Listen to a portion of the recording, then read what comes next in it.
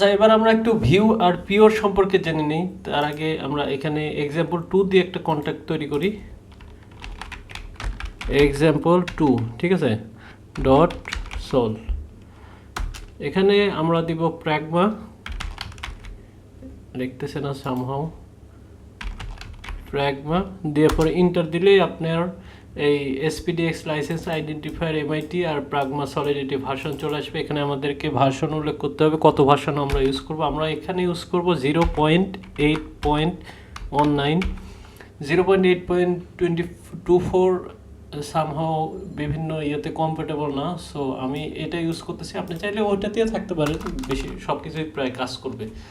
তো এখানে আমরা কন্ট্রাক্টটা তৈরি করে ফেলি, কন্ট্রাক্ট এক্সাম্পল 2।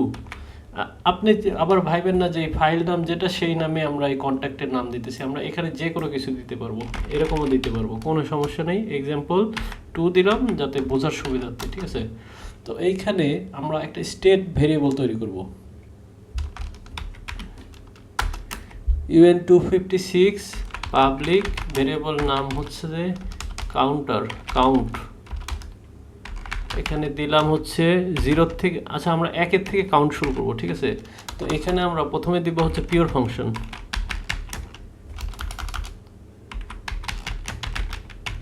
পিওর ফাংশন, আর নিচে দিব হচ্ছে ভিউ ফাংশন। ভিউ ফাংশনটা আসলে আমরা কোনো রকমের স্টেট, এটা যে স্টেট ভেরিয়েবল, এটা আমরা এখানে এই ভিউ ফাংশনের ভিতর থেকে মডিফাই করতে পারবো না, কিন্তু এটা রিড করতে পারবো, মানে এটা করতে পারবো, ঠিক আছে। সো আমরা এই এটা ফাংশন তৈরি করে ফেলি, ফাংশন রিড ডেটা, ঠিক আছে।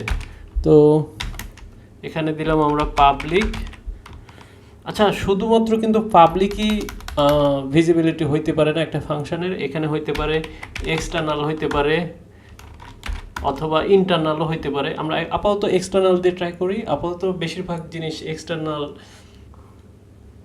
আচ্ছা, এখানে আমরা একটু স্টেট ভিজিবিলিটিটা দেখে আসি। আর ফাংশন ভিজিবিলিটি এখানে আছে।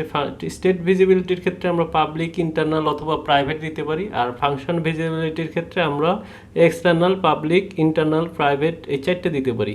এখানে 4টে আছে, এখানে আছে 3টা। এখানে শুধু এই স্টেট ভেরিয়েবলের ক্ষেত্রে আমরা ইন্টারনাল, পাবলিক আর প্রাইভেট দিতে পারি, কিন্তু এক্সটার্নাল দিতে পারি না। এই এক্সটার্নালটা এই স্টেট ভেরিয়েবলের ক্ষেত্রে নেই। আমরা এটা কপি পেস্ট করে দিই যাতে আপনি পরবর্তীতে এটা দেখতে পারেন। এই যে এখানে এসে এই লিঙ্কটা আমি এখানে কপি পেস্ট করে দিলাম। স্টেট ভেরিয়েবল, এই যে এটা হচ্ছে আমাদের স্টেট ভেরিয়েবল, এটার ভিজিবিলিটির কথাই আমরা বলতেছিলাম। এখানে ভিউ ফাংশনটা এক্সটার্নাল, তারপরে আপনার ভিউ কিওয়ার্ডটা দিতে হবে। ভিউ কিওয়ার্ডটা দেওয়ার পরে আপনি যদি এই কাউন্টটা যোগ করতে চান, এখানে একটা ইরর দেখাবে, দেখবেন count is equal count plus on। এইখানে কি দেখাইতেছে একটু আমরা পড়ি। এখানে দেখতেছে function cannot be declared as view because this expression potentially modifies the state। আমরা এখানে স্টেটটা নতুন করে যোগ করতেছি একের সাথে, সেই জন্য এটা মডিফাই করতেছি। মডিফাই করার জন্য এটা ভিউ হইতে পারে না। যদি ভিউ আমরা কাইটে দেই তাহলে এরকম আর এরর দেখাবে না। আমরা ভিউ দেই, তারপরে এটা ভিউ বলতে, আচ্ছা পিওর দেই, দেখি কি আসে। পিওর দিলেও এরর দেখাবে। পিওর দিলে কি এরর দেখাবে, যে function declare as pure but this expression reads from the environment or state those requires view. এই পিওরের ক্ষেত্রে আবার আমরা রিডও করতে পারবো না, মডিফাইও করতে পারবো না। আচ্ছা, এখানে ভিউ দিলাম, ভিউ দেওয়ার পরে আমরা এটা রিড করতে পারবো, কিন্তু রিড করতে পারা বলতে আমরা জানতে পারবো যে এই কাউন্টের ভ্যালুটা কত। দেখবেন আমরা রিটার্ন করি একটা ভ্যালু কাউন্ট, ঠিক আছে। আমাদের এখানে রিটার্ন টাইপ দিতে হবে, রিটার্নস 256। এখানে কাউন্ট, আমরা এখানে দেখবেন কোনো ওয়ার্নিং বা কোনো এরর দেখাইতেছে না। এই ভিউ ফাংশন এভাবে ওয়ার্ক করে, কিন্তু এই পিওরের ক্ষেত্রে আমরা কিছুই করতে পারবো না। আচ্ছা, পিওর ফাংশন, পিওর ডেটা, এখানে দিলাম হচ্ছে pure data, PURE, pure data. এখানে আমরা রিটার্ন করব UN256। এখানে ভিউয়ের জায়গাতে আমরা দিলাম হচ্ছে পিওর। পিওরের ক্ষেত্রে আমরা এটা এখানে এরর আসবে, function declare as pure this expression reads from the, এখানে আমরা রিড করতে পারবো না, মানে এই স্টেট ভেরিয়েবলটা আমরা রিড করতে পারবো না। সেই জন্য আমরা স্টেট ভেরিয়েবল নিয়ে দিয়ে এখানে 2 দিব, তাহলেই কাজ করবে। আমরা কোনো রকম স্টেট ভেরিয়েবল এখানে ইউজই করতে পারবো না এই পিওর ফাংশনে, ঠিক আছে। তো আমরা একটু কম্পাইল করে দেখি। এই কম্পাইল অপশানে গিয়ে আপনার এই যে কম্পাইল example2 এটাতে ক্লিক করবেন আপনার, ঠিক আছে।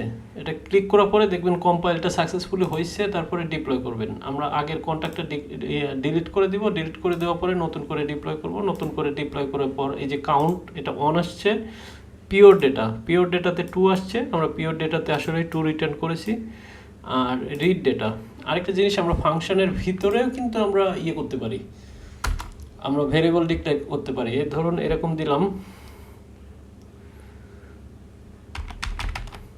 256, এটা দেওয়ার পরে মাই লোকাল দিলাম, এখানে লোকাল হলে ভালো বোঝা যায় এই ফাংশনের ভিতরে, তাই মাই লোকাল নাম্বার ইজ ইকুয়াল 10, ঠিক আছে। আচ্ছা আমরা 12 দিলাম, এখানে আমরা 12 দিলাম। 12 দেওয়ার পরে এখানে আসতেছে আনইউজড লোকাল ভেরিয়েবল, ওয়ার্নিং আসতেছে, আমরা এই ভেরিয়েবলটা ইউজ করিনি। সো ইউজ করি, এই যে এখান থেকে রিটার্ন করে দিতেছি। এখানে পিওর ফাংশানে আমরা জাস্ট স্টেট ভেরিয়েবলটা রিড করতে পারবো না, ঠিক আছে। তো এইভাবে দেখেন আর কোনো ওয়ার্নিং দিতেছে না।